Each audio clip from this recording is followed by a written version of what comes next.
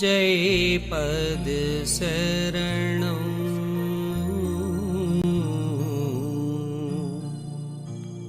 श्री यशोरूप चरणं शरणं। जय सद्गुरुदेव जय पद शरणं श्री यशोरूप चरणं शरणं। जय सद्गुरुदेव जय पद शरणं श्री यशोरूप चरणं शरणं। जय सद्गुरुदेव जय पद शरणं श्री यशोरूप चरणं शरणं। जय सद्गुरुदेव जय पद शरणं श्री यशोरूप चरणं शरणं। जय सद्गुरुदेव जय पद शरणं श्री यशोरूप चरणं शरणं।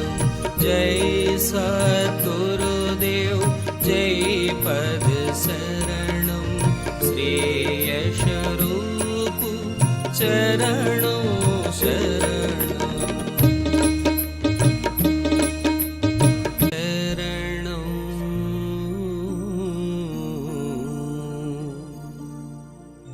श्री यशोरूप चरणं शरणं। जय सद्गुरुदेव जय पद शरणं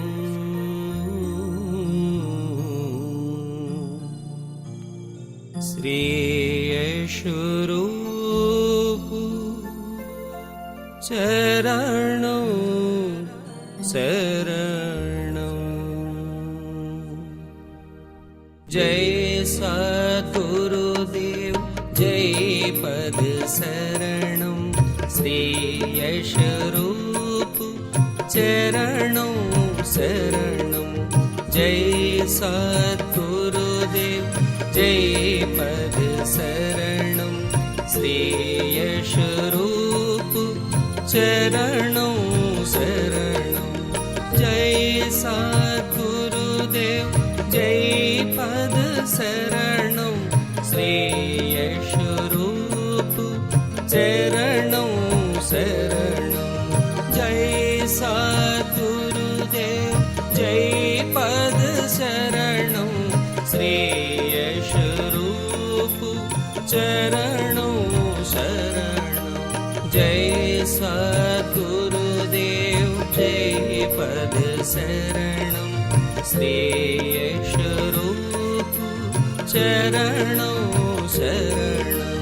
जय सद्गुरुदेव जय पद शरणं श्री यशोरूप चरणं शरणं।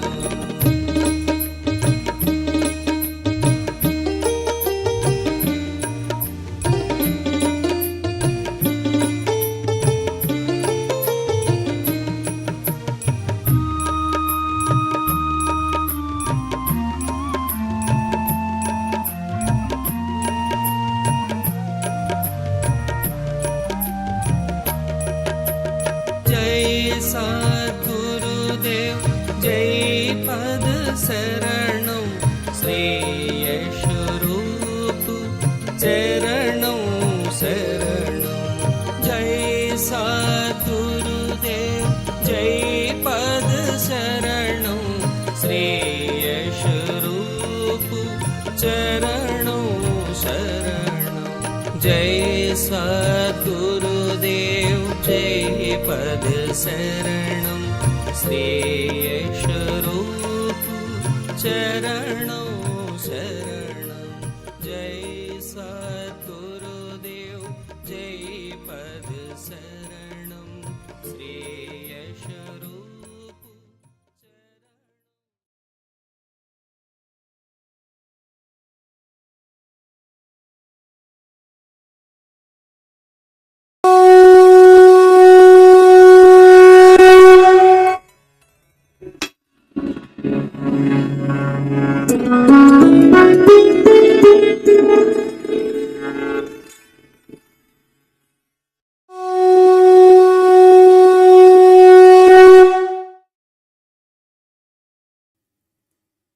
और भजन के साथ साथ सभी भाई बहन अपने अपने इष्ट का ध्यान करेंगे। ध्यान कैसे करें?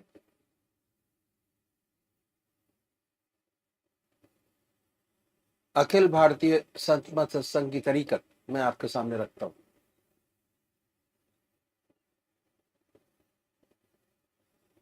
सबसे पहले निश्चित कीजिए कि परमात्मा की कौन सी मूर्त,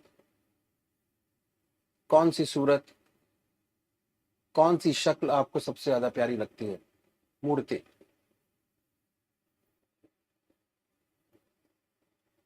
किसी से पूछने की जरूरत नहीं, अपनी आत्मा से प्रश्न कीजिए कि भगवान का वो स्वरूप जो आपको सबसे ज्यादा प्यारा लगता है उसको चुनें।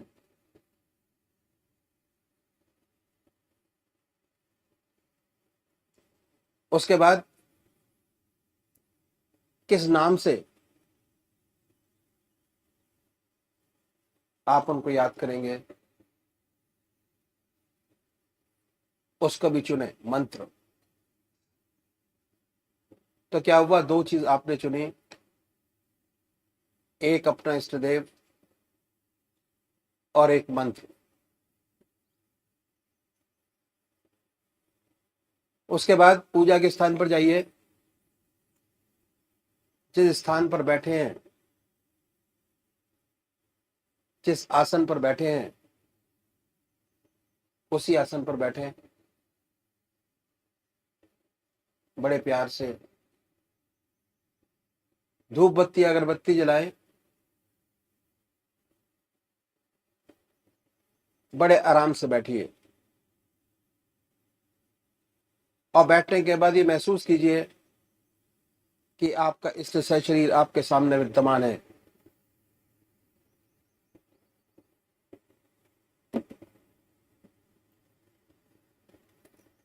सशरीर भावना से अपने इष्ट को अपने सामने बनाए। बड़ी बड़ी आंखें हैं, गोल चेहरा है, जटाएं हैं, सर्पों की माला है। ख्याल से बाई थॉट उसमें इतने लीन हो जाए कि जब तक आप ध्यान करते हैं तब तक और कोई विचार और ख्याल ना आए, पर आएगा। उन विचारों को हटाएं, फिर अपने इष्ट देव की मूर्त अपने सामने बनाएं, फिर हटाइए, अपने इष्ट देव की मूर्त अपने सामने बनाएं। जो मंत्र आपका है उसको उच्चारित होते सुनिए कि हमारे हृदय से हमारे इष्ट का नाम निकल रहा है और हम सुन रहे हैं। और जब तक ऐसा ना हो, बड़े प्यार से अपने इष्ट का नाम विद फुल फोर्स जिह्वा से ले सकते हैं। इतना फोर्स उस नाम में होना चाहिए कि ना कोई दूसरा विचार रहे ना ख्याल, उसमें तल्लीन हो जाए, उसी की याद हो, उसी का ख्याल हो। समर्पित भाव से बड़े प्यार से अपने इष्ट के नाम को ले। आधा घंटा सुबह और आधा घंटा सायंकाल, ये दो समय निश्चित कीजिए और आधे घंटे में 20 से 25 मिनट ध्यान को दीजिए। दूसरे वो भाई हैं जो निराकार भगवान के उपासक हैं, ओम अल्लाह वाहिगुरु क्राइस्ट गॉड, वो क्या करें, वो कैसे ध्यान करें? बड़े आराम से बैठिए, बड़े प्यार से। उसके बाद ये महसूस करें कि हमारे हर दिल की धड़कन पर जो नाम आपने चुना है वो निकल रहा है। हृदय ओम ओम कह रहा है और पूरे शरीर में वाइब्रेट करता है।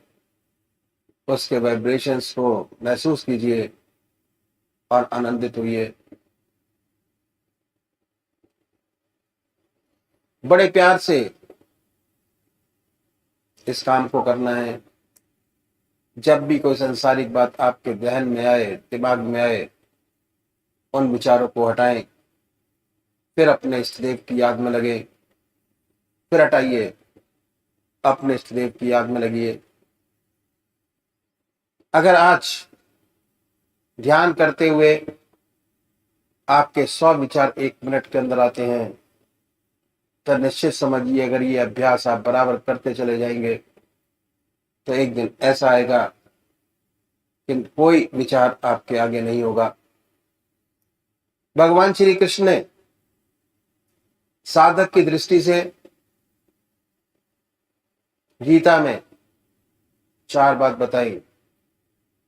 पहली आहार की शुद्धि, दूसरी विहार की शुद्धि, तीसरा अभ्यास और चौथा वैराग। अभ्यास अभ्यास पर बहुत भारी जोर है और सारी जिंदगी हम एक चीज का अभ्यास करते चले जाते हैं और उसकी परफेक्टनेस पर देखते चले जाते हैं। बड़े प्यार से अगर इस तरीके से अभ्यास करेंगे, बड़ी सुंदर स्थिति होगी। जब भी आप अपने इष्ट देव के चरणों में विश्राम चाहेंगे, बड़े प्यार से विश्राम मिलेगा। ना कोई दूसरा विचार रहेगा, ना ख्याल, और हमारी आत्मा हमारे मन को देखती रहती है। वो बताती है कि हम क्या सोच रहे हैं। जब विचार हट जाए अपने इष्ट देव के चरणों में, फिर दोबारा उस चीज को पकड़े, अपने इष्ट देव को दोबारा अपने इष्ट देव में ध्यान लगाइए। तो अभी एक भजन होगा और भजन के साथ साथ सभी भाई बहन अपने अपने इष्ट का ध्यान करेंगे।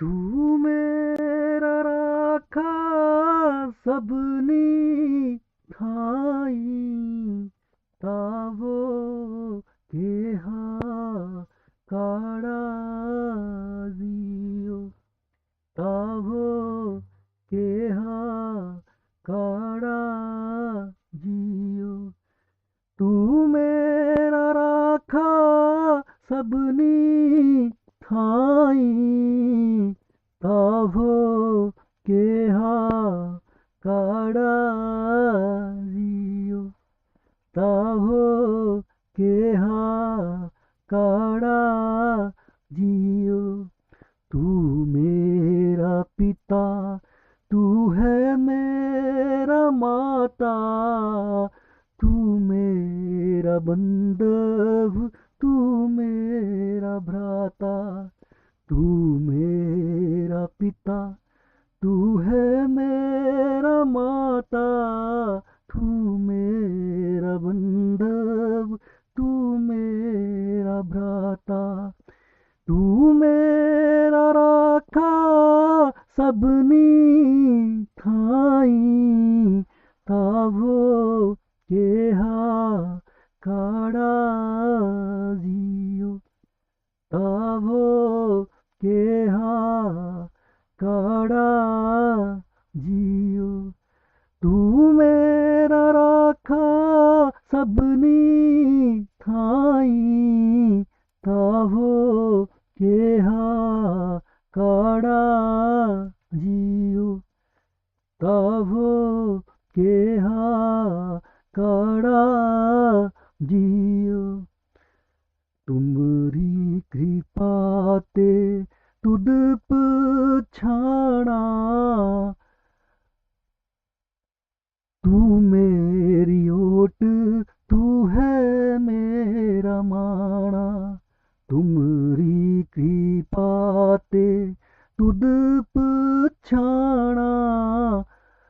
तू मेरी ओट, तू है मेरा माणा। तुझ बिन दूजा अभर ना कोई, सब तेरा खेल अखाड़ा जियो। सब तेरा खेल अखाड़ा जियो। तू मेरा राखा सबनी थाई, ताभो के हा, ताभो के हा काड़ा जियो। ताभो के हा काड़ा जियो। तू मेरा राखा सबनी थाई, ताभो के हा काड़ा जियो। ताभो के हा काड़ा जियो।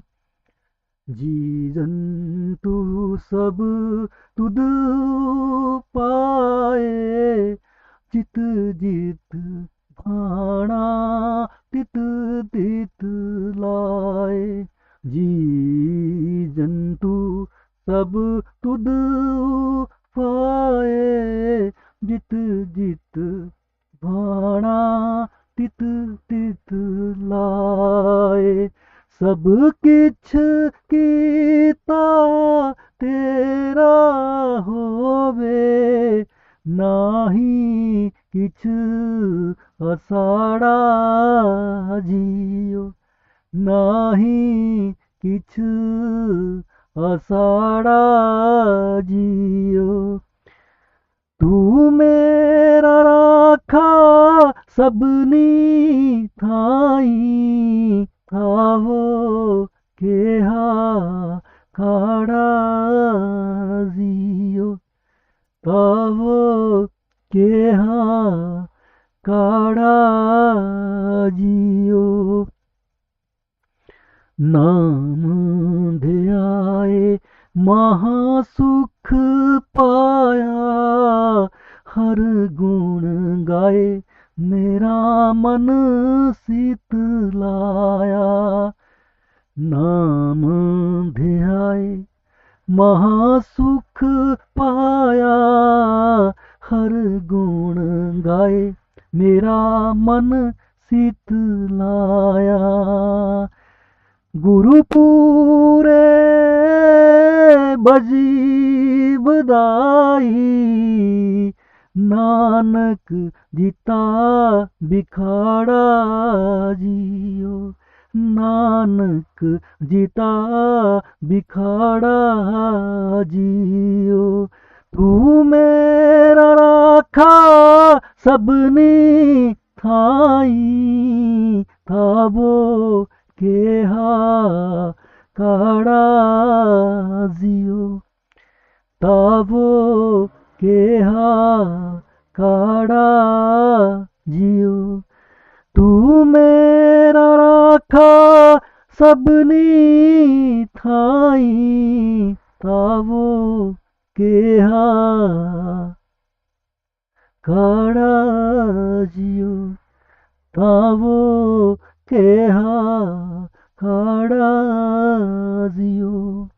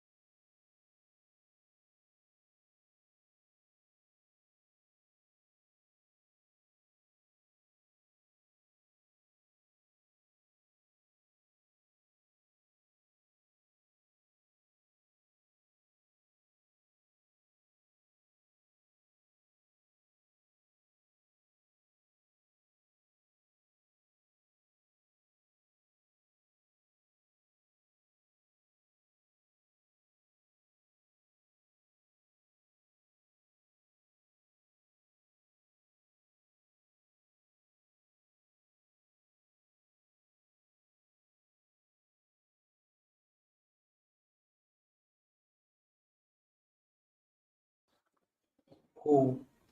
श्री बृजमोहन वचनामृत भाग 1 परिच्छेद 2 अदब की आवश्यकता। स्थान बुलंदशहर सन 1942। सुकृति संभूतन विमल विभूति मंजुल मंगल मोद प्रसूति जन मन मंजु मुकुल मलहरणी किए तिलक गुण गण बस करनी। समय सायंकाल 7 बजे का है। सत्संग जमा हुआ है। ऊपर कोट बुलंदशहर का एक मोहल्ला वाले सूफी जी भी बड़े अदब से 2 जानू गर्दन नीचे किए बैठे हैं। दादाजी महाराज विराजमान हैं। सभी उपस्थित सज्जन बड़े ही उत्सुक भाव से सरकार की ओर आकर्षित हैं। आप आंख नीचे प्रभु प्रेम में मगन हैं।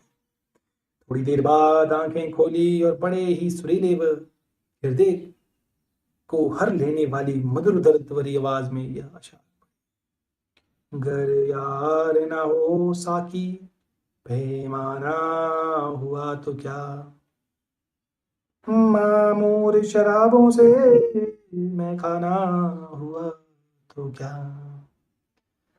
गर दर्द ना हो दिल में क्या इश्क मजा देवे, गहने को कोई भी कर दीवाना हुआ तो क्या। हम इश्क के बंदे हैं मजहब से नहीं वाकिफ, घर काबा हुआ तो क्या बुतखाना हुआ तो क्या। श्री किबला सूफी जी झूम कर रह गए। उनकी आंखों से मालिक के प्रेम के अश्रु कण झलक आए। सभी उपस्थित सज्जन प्रभु प्रेम में उमड़े से पढ़ते ज्ञात होते। दादाजी महाराज ने फिर बड़े ही प्रेम तथा अदब से श्रीमान परम संत हजरत मौलाना फजल अहमद खान साहब कुद्दुस रूह का नाम लेते हुए परम संत महात्मा श्री लालाजी महाराज का बयान किया हुआ अनुभव इस प्रकार सुनाया। एक समय महात्मा श्री लालाजी महाराज सेवक के पिताजी महात्मा श्री चचा जी तथा श्री चिम्मन लाल मुख्तियार साहब रायपुर तहसील कायमगंज जिला फारुखाबाद में हुजूर महाराज के चरण कमलों में हाजिर थे। हुजूर महाराज सतगुरुदेव जी के छोटे भाई भी उन दिनों आपकी सेवा में हाजिर थे। रात्रि में आप तीनों उसी फूस के छप्पर वाले कमरे में थे जिसमें हुजूर सतगुरुदेव जी के छोटे भाई स्वयं रह रहे थे। पास ही सामने दूसरा फूस के छप्पर वाले एक खुला दालन सा था। उसी में हुजूर महाराज सतगुरुदेव जी रात्रि को लेटा हुआ सोया करते थे। बरसात का मौसम था। उस दिन बराबर थोड़ी बहुत वर्षा होती रही। रात को लगभग 3 बजे हुजूर महाराज के छोटे भाई साहिब चुपचाप उठे और पीने के लिए पानी लेकर जब अपने कमरे में पानी ना पाया तो फिर बड़े ही धीरे धीरे दबे पांव से अपने बड़े भाई साहिब सतगुरुदेव जी के दालान की ओर गए, परंतु भीतर जाने की हिम्मत ना हुई। दालन के बाहर ही चुपचाप सर झुकाए हुए बड़े ही दीन भाव व आदाब से खड़े थे। हुजूर महाराज सतगुरुदेव जी ने करवट ली तो बिजली की चमक में अपने प्रिय छोटे भाई पर नजर पड़ गई। श्री दादाजी महाराज श्री सतगुरुदेव जी एकदम उठकर बैठ गए और अपने परम प्रिय भक्त लघु भ्राता से बोले, अरे भाई क्या बात है, कैसे खड़े हो, पानी में क्यों भीग रहे हो। उस समय कुछ हल्की सी बारिश हो रही थी। आप सतगुरुदेव जी के लघु भ्राता ने हाथ बांधकर अत्यंत ही दीनता पूर्वक गिड़गिड़ाकर धीरे से निवेदन किया कि हुजूर, इस गुलाम को प्यास मालूम हो रही थी, चाहता था कि हुजूर की सुराही से एक गिलास पानी। जब नजदीक आया तो अपने नफ्स की कमजोरी, मन की धूर्तता पर बड़ा दुख हुआ और शर्म से पानी पानी हो रहा था कि बिना हुजूर की इजाजत लिए तू इतनी बड़ी गुस्ताखी करने की हिम्मत कर रहा है। अपने नफ्स मन को धिक्कार रहा था कि अगर माता पिता के चरणों के नीचे बैकुंठ रहता है तो सतगुरु के चरण कमलों के नीचे बैकुंठी नहीं बल्कि मालिक कुल भगवान का मिलन आदि का ध्येय पद रहता है। अगर हुजूर हुक्म फरमाए तो यह पतित गुलाम एक गिलास पानी ले। सुनकर और अपनी लघु भ्राता को रोते देखकर हुजूर महाराज ने फरमाया, भाई यह भी कोई ऐसी बात थी जिसके लिए मेरी इजाजत की इतनी अधिक जरूरत समझी। अमा जरूर पानी ले लो और जब चाहो बिला तामुल बिना किसी प्रकार के संकोच के फौरन ले लिया। फिर आशीर्वाद देते हुए उपदेश किया, भाई सच तो यही है, मोहब्बत इश्क प्रेम ही क्या, जिसमें अदब शर्म हया खौफ का मोहनी स्वरूप वह रस ही ना हो, बिना इनके प्रेम रूखा व सूना सा रहता है, जिसमें मनमत का दोष सदा ही बना रहता है और पूर्ण समर्पण या आत्मसमर्पण के प्रति उत्तम गति की प्राप्ति से वंचित रहता है। महात्मा श्री लालाजी महाराज ने फिर फरमाया कि उस समय वे सब लोग जाग रहे थे और चुपचाप अदब शिष्टता शर्मो हया लज्जा और खौफ भय का प्रत्यक्ष अनुभव देखकर अपने ऊपर रो। दत्ताजी महाराज ने फिर उपदेश किया कि यह आदर्श हमारे बुजुर्गों ने अदब का हमारे सामने रखा है। गुरु पीर बनना बड़ा आसान मालूम होता है, परंतु शिष्य मुरीद बनना लोहे के चने जमाना है। जिस गुरु में शिष्यता कूट कूट करना भरी हो, वह भला किस मुंह से गुरु होने का दावा व आदर्श दूसरे शिष्यों के सामने कर सकता है और सप्त गुरुजनों का ऊंचा मान पद कायम कर सकते। अदब में अपना अहमपना नहीं रहता, मनमता में अहमपना रहता है। आत्मसमर्पण गुरुमुखता अदब में ही रहकर पूर्ण रूप से हो सकता है। गुरुमुख गुरु की जात में अपने अस्तित्व को इस प्रकार मिटाकर मिलाकर तथा घुलाकर एक जात हो जाता है, जैसे बर्फ पानी में घुलकर पानी का वास्तविक रूप जात धारण कर लेती है। अपना स्वत्व तथा अहमपना वह रूप सब पानी में लय फना कर देता है। इस प्रेम मार्ग में प्रथम दो साधनाएं विशेष हैं, एक मनमता और अहमपने की घाटियों से पार हो जाना और पूर्ण रूप से गुरु मत तथा गुरु रूप हो जाना। दूसरा प्रभु प्रेम में अपना हृदय गुरु के हृदय में इस प्रकार जोड़ व घुला मिला देना कि फिर गुरु की जात हो जावे। इसी को संतों ने मन व अहंकार की शुद्धि तज़किया नफ्स व हृदय की निर्मलता तस्फिया कल्ब कहा है। यह दोनों साधनाएं मिलकर एक मंजिल कहलाती हैं। इसी को गुरु में लय फना फिश शेख होना कहते हैं। अपने मुख्य ध्येय की और यह मंजिल पद पहली तकमील व कामयाबी पूर्ण सफलता होती है। संत महिमा स्थान बुलंदशहर श्री गुरुपद नख मणिगण ज्योति सुमिरत दिव्य दृष्टि सिंह होती दरन मोहतम सोस प्रकाशु बड़े भाग और आवै जासु। श्री किबला सूफी जी यह किस्सा सुनकर झुके जा रहे हैं, मानो उनका दिल बर्फ की तरह पिघल रहा है।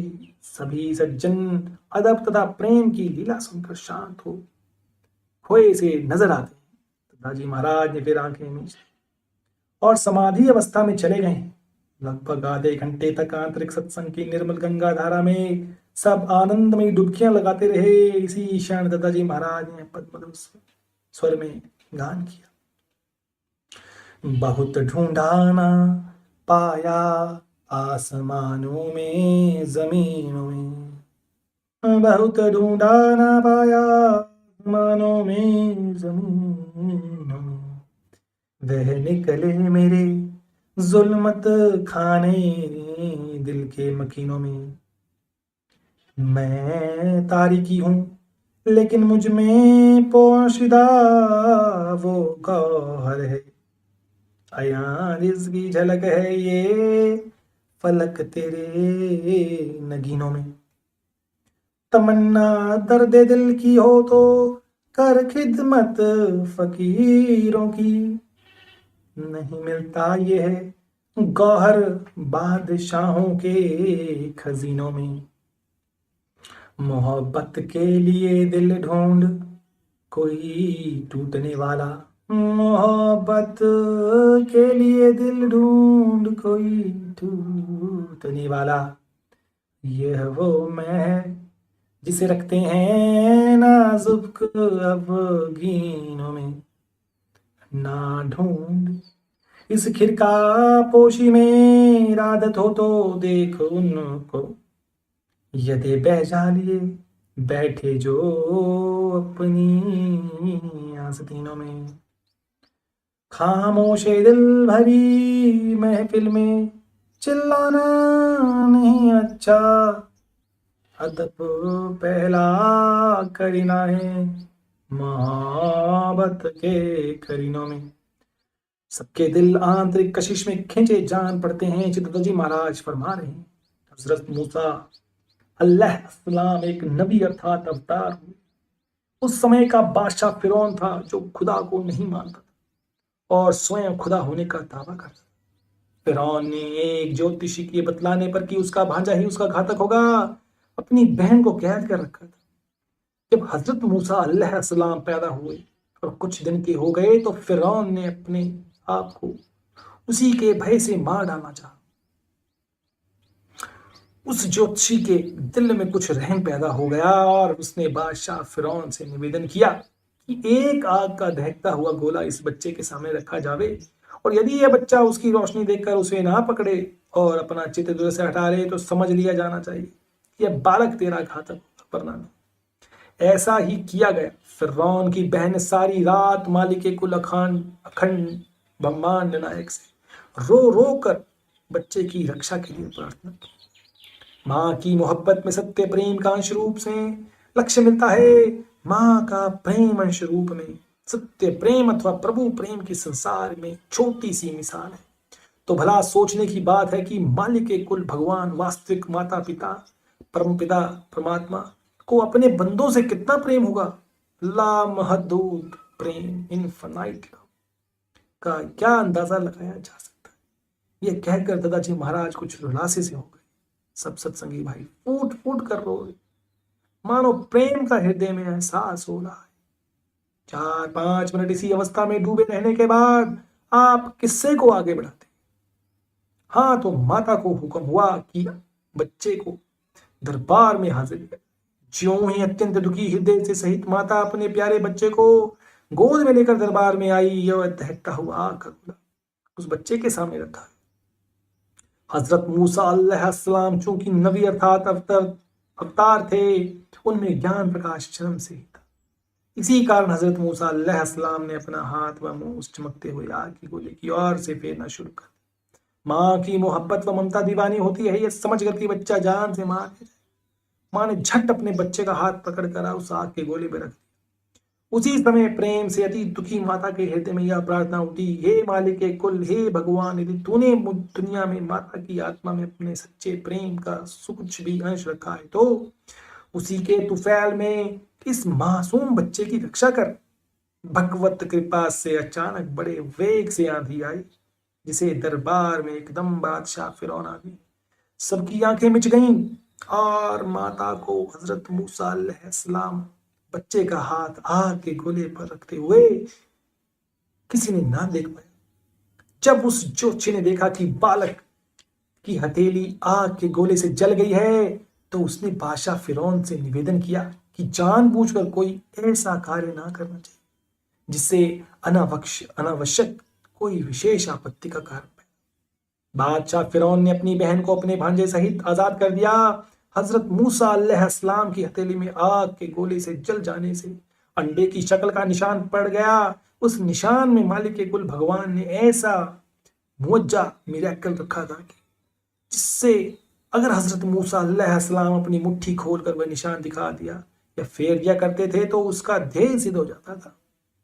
यहां तक कि रोगी अच्छे हो जाते थे और मरे जी जाते थे। अपने श्री दत्ताजी महाराज ने सुंदर तथा सुरीले कंठ से आशार दोबारा गाए, ना ढूंढ इस खीर का पोशी में, अपने कपड़ों की तरफ इशारा करते हुए, इरादत हो तो देख उनको, यदे बैजा, अपनी मुट्ठी बंद कर दिखाते हुए, यदे बैजा लिए बैठे जो अपनी आस्तीनों में, खामोश दिल भरी महफिल में चिल्लाना नहीं अच्छा, अदब पहला करीना है मोहब्बत के करीनों में।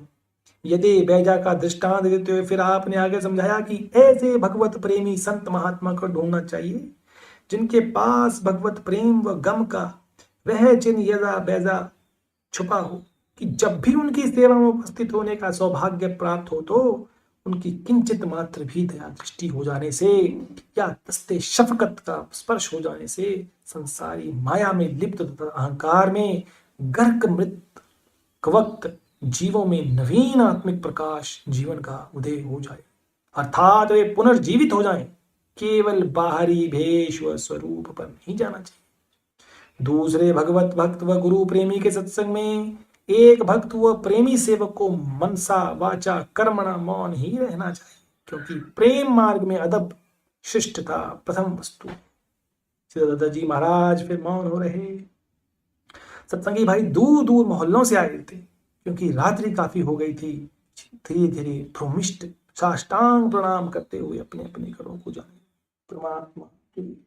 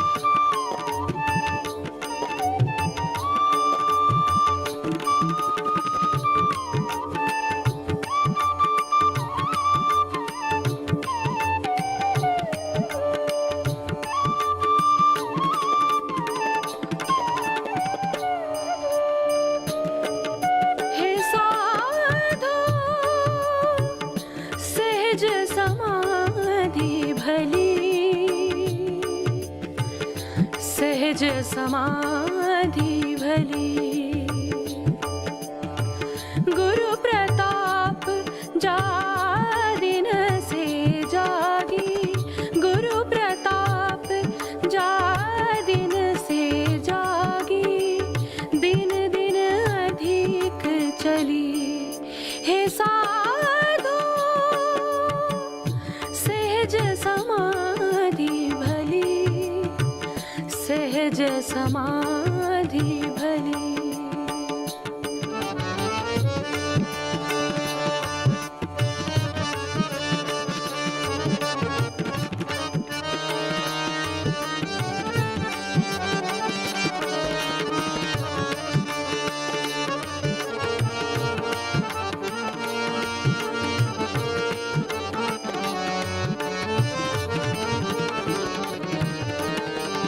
जह जहाँ डोलो सो परिक्रमा, जो कुछ करो सो सेवा।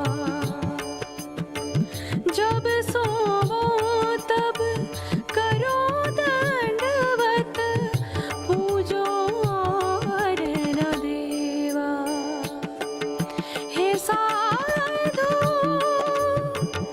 सहज समाधि भली, सहज समाधि भली।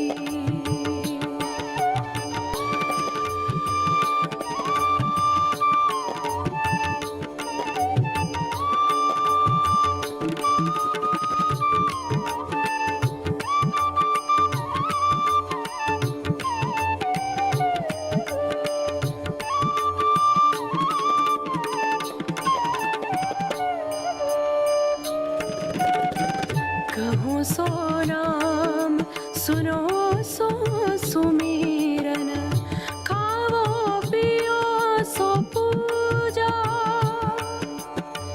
गिरह उजाड़ एक सम लेखो, भाव मिटाओ दूजा। हे साधो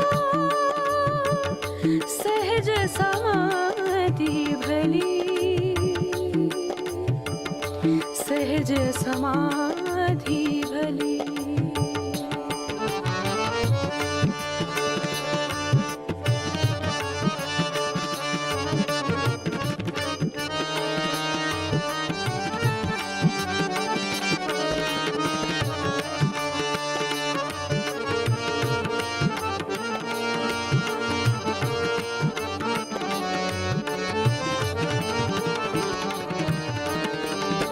आँख न मूंदो, कान न रूंदो, तनिक कष्ट नहीं धारो। खुले नैन पहचानो हंसी हंसी, सुंदर रूप निहारो। हे साधो सहज समाधि भली, सहज समाधि भली।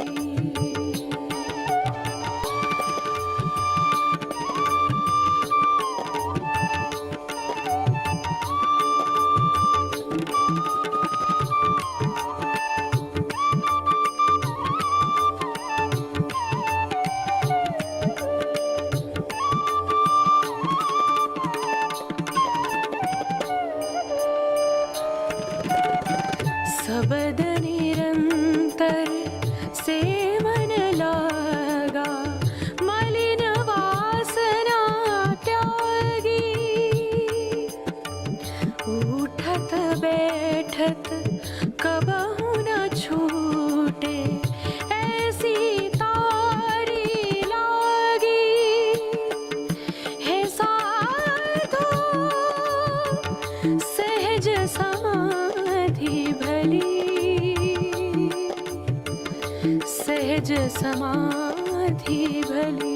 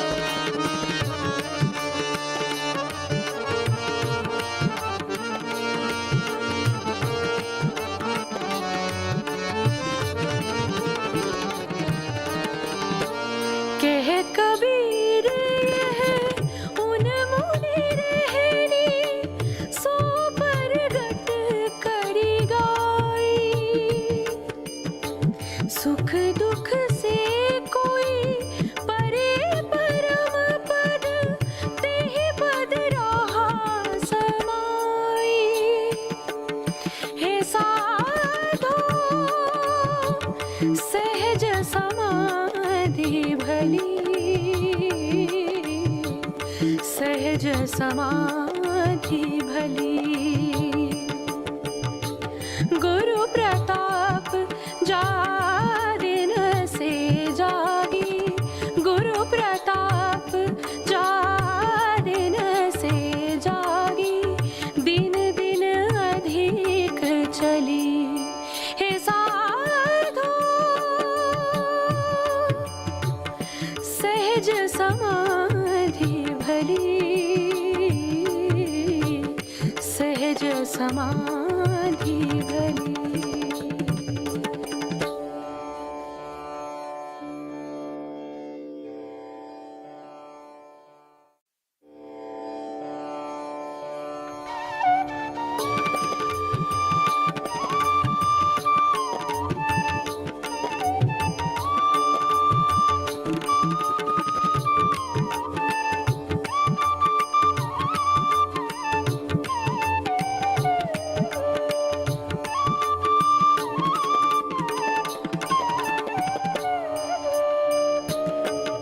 हे साधो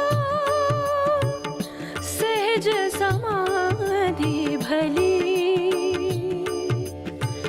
सहज समाधि भली।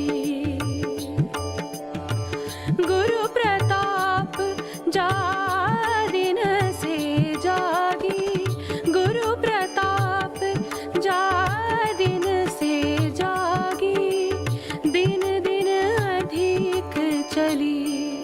हे साधो सहज समाधि भली, सहज समाधि भली।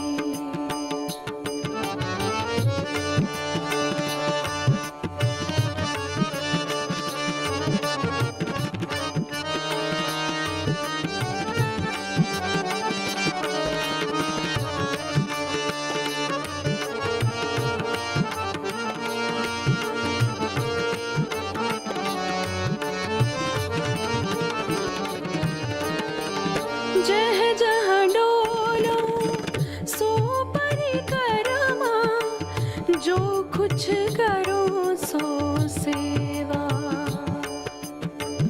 जब सोवो तब करो दंडवत, पूजो और न देवा। हे साधो सहज समाधि भली, सहज समाधि भली।